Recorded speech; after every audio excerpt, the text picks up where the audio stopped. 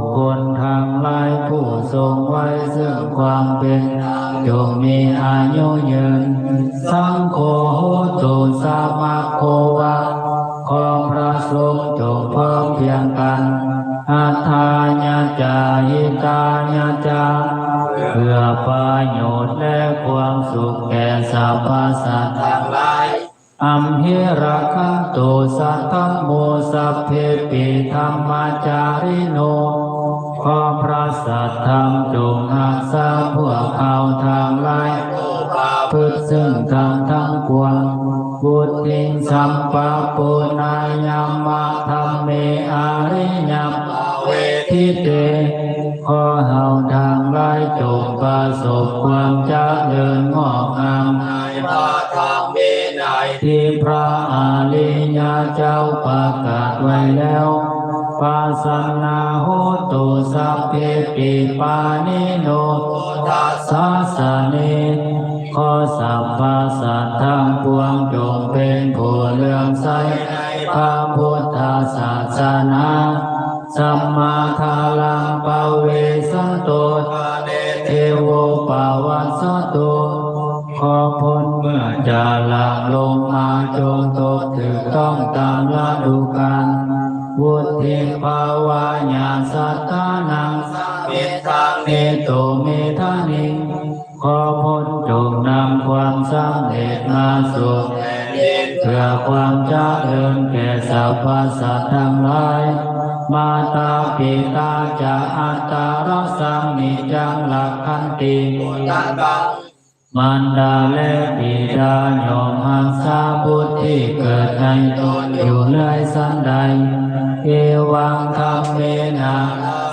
โนปัสสังลักขันตุสัพพทาของพระราชาผู้นำทางหลายจงปกครองประชาชนโดยธรรมในการถูกเมื่อสันนันเถิดอันธรรมยังอุทิศนาทิฏฐานาคาทาโยปนามาสีเนนาบุญญากรรมเมนะ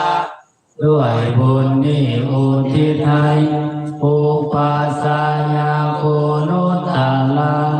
อุปัสสะผู้เลิศคุณอาจาริโยปาการาจาและอาจารย์ผู้เกื้อหนุนมาตาปิตาจายาตากาทั้งพ่อแม่และพวกญาติสุริโยจันทิมาลาสาสุริยาจันทาและลาสาภูนาวันตานาลาปิจาผู้ทรงคุณเลิศทรงศาสตร์พงมาลาจาอินทาจาพงมาและอินทาลาโลกาปาลาจาเทวตาข้างถวยเทพและโลกาบาลยะโมมิตามนุสสาจาโยมมาลาดมนุษย์นิมมาสัตตาเวลิกาปิจาผู้เป็นกลางผู้จอมพานสัพเพสัตตาสุขีโหนตุขอให้เป็นสุขสันต์ทุกทั่วนายาทุกคนปุญญานิปากาตานิเมบุญทางความที่ข้าทำจงสวยอำนวยผลสุขังจาติวิทางเทนตุขอให้ได้สุขซ้ำอย่างล้นทิปาหังปะเปทาวตังให้บรรลุถึงนิพพานโดยไวอิเมนะปุญญากาเมนะด้วยบุญนี้ที่เฮาทำอิเมนะอุทิศเสนาจาและอุทิศให้พวงสัตว์ทิปาหังสุลเพเจวะเฮาได้ไว้ซึ่งการตัดอุปาทานาเสธานังตัวตัณหาอุปาทานเยสันตาเนหินาธรรมาสิ่งที่สัวในดวงใจยาวานิพพานาโตมามังจนกว่าจะถึงนิพพานนักสันตุสัพพทาเยวะสาลายหมดจากสันดาน ยัตถาสะโตภาเวภาเวทุกทุกภพที่เฮาเกิด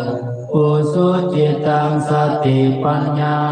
ให้มีจิตตรงและสติปัญญา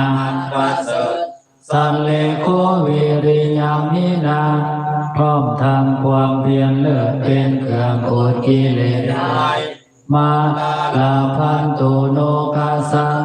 โอกาสอย่าได้มีแก่หมู่มารทั้งหลายปาตุจจาวิริเยสุเมเป็นสองปาทุสาทำลายล้างความเพียรจงพุทธาติปาวาโลนาโทพระพุทธเจ้าเป็นที่เบิ่งประเสริฐสูงสุดธัมโมนาโทวาโลตตโมพระธรรมเป็นที่เบิ่งอุดมนาโทปาเจกาพุทโธเจ้าพระปาเจกาพุทธเจ้าเป็นที่เบิ่งด้วยสังโฆนาโทตโลมามังพระสงฆ์เป็นที่เบิ่งยิ่งของเฮาเตโสตมานุภาเวนะด้วยอานุภาพแห่งบุญนั้นมาโลกาสังลาพันตุมาของหมู่มารยาได้สองทัสสะปุญญานุภาเวนะด้วยเดชบุญทั้งสิบกองมาโลกาสังลาพันตุมาอย่าเปิดสองโอกาสให้แก่มานั่นเถิดสัพเพไมหังจิวราธานังทายกสาเวลาโหตุอภัยาปัสสะโหตุอานิคาโหตุสุขิอัตตานังปริหารันตุสัพเพไม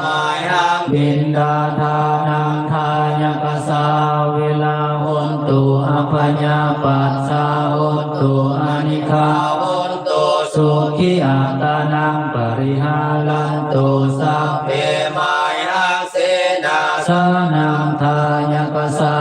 เวลาโหตุอภัยาปัสสะโหตุอานิคาโหตุสุขิอัตตานังปริหารันตุสัพเพไมหังกิลนาทานังทายกสาเวลาโหตุอภัยาปัสสะโหตุอานิคาโหตุสุขิอัตตานังปริหารันตุสัพเพไมหังอัคคิทานังทายกสา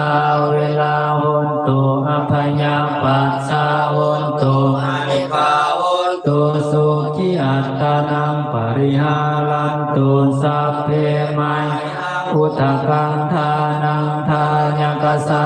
เวลาโหตุอภัยาปัสสะโหตุอานิคาโหตุสุขิอัตตานังปริหารันตุสัพเพไม